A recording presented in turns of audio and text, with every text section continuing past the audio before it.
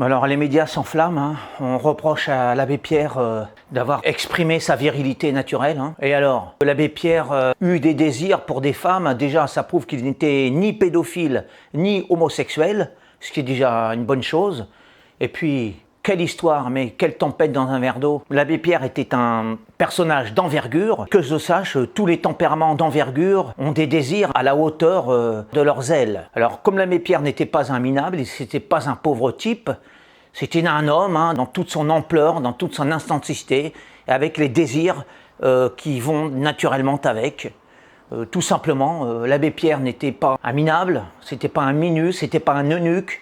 Il avait une carrure, il avait une mâle envergure avec la virilité et qui va nécessairement avec. Que reproche-t-on à l'abbé Pierre? D'avoir été un homme, un vrai, et non pas une couille mogne, non pas un tempérament flasque. Alors on en fait des histoires pour quelques baisers volés, quelques caresses à la volée, comme ça. On appelle ça des agressions sexuelles.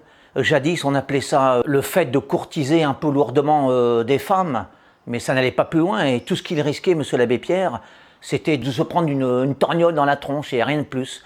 Le fait de judiciariser le comportement naturel et sain, hein, salubre des hommes, parce que je ne vois pas ce qu'il y a d'antinaturel. Hein. Un homme est un homme et c'est très sain pour lui, très équilibrant, de foutre sa main au popotin des femelles. L'abbé Pierre, pas moins qu'un autre, hein, l'abbé Pierre était normalement constitué et je le rappelle, et non seulement il était normalement constitué, mais il avait en plus les ailes supérieures de l'homme supérieur, hein, du mâle supérieur, puisque c'était un tempérament de feu. Et je vous rappelle simplement que les hommes qui n'ont pas de désir sont des moutons, hein, et seuls les loups ont des désirs brûlants. Donc si vous êtes un homme, eh bien, on vous le reprochera, on vous reprochera d'être patriarcal, d'avoir des désirs de feu, d'être un loup avec aux crocs acérés, c'est normal, l'homme désire la femme, quoi de plus naturel, quoi de nouveau sous le ciel, sous le soleil, c'est vieux comme le monde.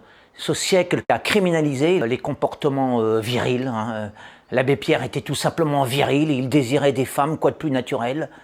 Et après, on taxe l'abbé Pierre d'agresseur sexuel, voire de violeur. Et à côté, cette société, ce siècle, ne s'interdit pas d'exprimer et d'étaler tous les vices qu'on puisse imaginer. Je parle là des gay pride, sans complexe aucun. Par contre, là, il n'y a aucun problème. Il n'y a pas d'attentat à la pudeur, il n'y a pas d'attentat aux bonnes mœurs.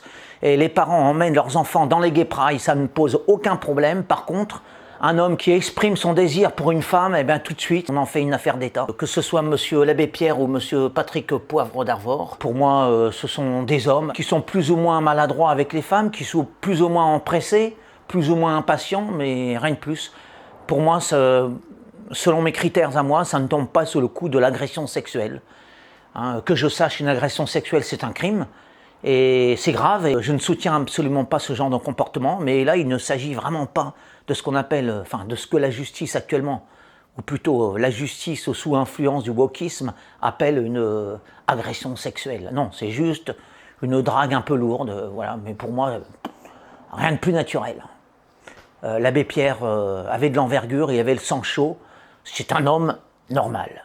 Et pour le reste, c'est toutes des salopes. 17 ans après son trépas, toutes ces femmes font tout un foin pour une malheureuse main aux fesses. Les pauvres chochottes, elles vont être traumatisées à vie, elles vont pondre leurs bouquins pour expliquer en long et en large des insignifiances. Et à côté de ça, il y a de vraies agressions de femmes de la part de gauchistes, et puis en général, ça passe sous le tapis.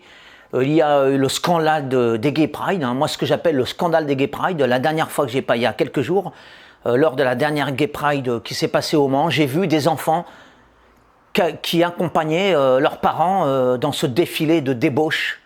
Alors je trouve ça autrement plus urgent de dénoncer cet état de fait que une dragouille faite il y a 17 ans, il y a 20 ans par monsieur l'abbé Pierre, sur des femmes qui, normalement, auraient dû être flattées de recevoir la main de l'abbé Pierre au cul. On reproche à l'abbé Pierre d'avoir voulu embrasser une femme, et on aurait peut-être préféré qu'il embrasse le cul d'une vache.